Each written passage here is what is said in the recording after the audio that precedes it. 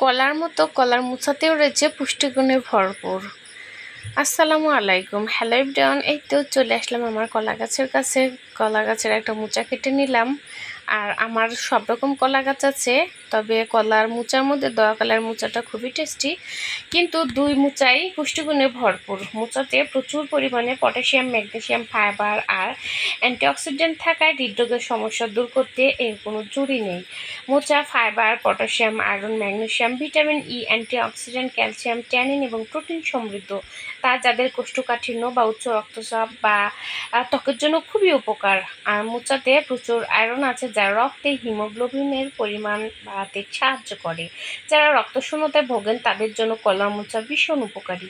এই তো শুধু উপকারের কথা বললে হবে, চলে আসলাম কলার মোচার রান্নার রেসিপি নিয়ে। ফার্স্টে তেল, জিরা এবং চিংড়ি শুটকি মাছ দিয়ে দিলাম। কেউ চাইলে এখানে গরম মশলা বা তেজপাতা দিতে পারে, এটা যার যার রুচি মতো বা পছন্দ মতো।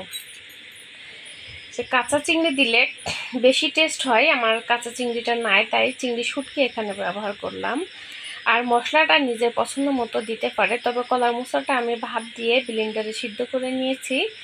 আর এখানে অনেকে ভাজিও ব্যবহার করতে পারে, আমি এখানে ব্লেন্ডারে ব্লেন্ড করে নিয়েছি। আর একটা আলু কুচি করে দিয়েছি। এখানে কলার মোচা ভাজি বা মশলাও বলে অনেক এলাকায়, যেভাবে যার ইচ্ছা মতো খেতে পারে। তবে কলার মোচা পুষ্টিগুণে ভরপুর, আমরা মাঝে মধ্যে কলার মোচা ঘন্টটা এভাবে খেতে পারি, খেতে খুবই টেস্টি এবং স্বাস্থ্যসম্মত। কারণ কলা মোচাই পুষ্টিগুণে ভরপুর, তাই আমরা মাঝে মধ্যে কলা মোচাটা এভাবে রান্না করতে পারি। তো কেউ চালে গরম মশলা দিতে পারে, পরিমাণ মতো মশলা অ্যাড করে রান্নাটা কমপ্লিট করেছি। খেতে খুবই টেস্টি, দেখতেও খুব সুন্দর।